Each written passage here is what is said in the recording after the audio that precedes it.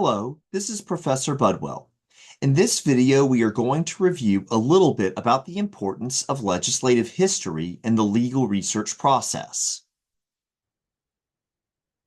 Legislative history refers to reviewing the documents that were created as a bill goes through the legislative process.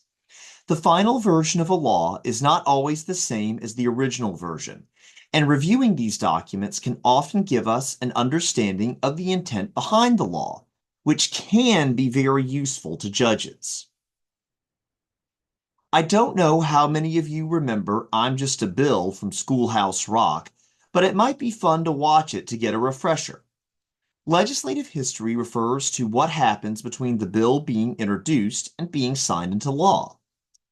Remember, a bill is a proposal to add a new law or amend or repeal an existing one.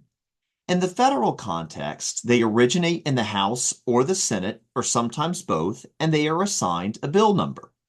It can go through quite a long process before it gets presented to the president to be signed into law.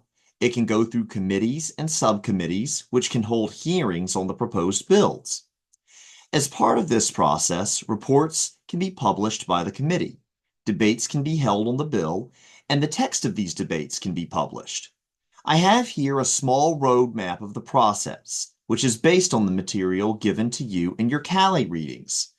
Through the process, the documents that are created can be considered legislative history.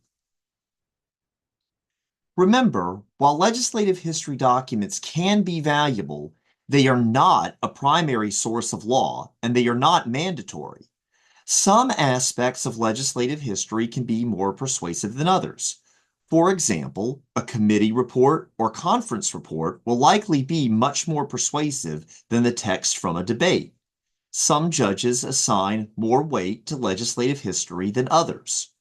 Remember, though, as we discussed at the beginning of the course, the materials from legislative history can be a primary source if a court were to adopt the material as part of their decision. As always, be sure to thoroughly review your assigned readings and contact me if you have any questions.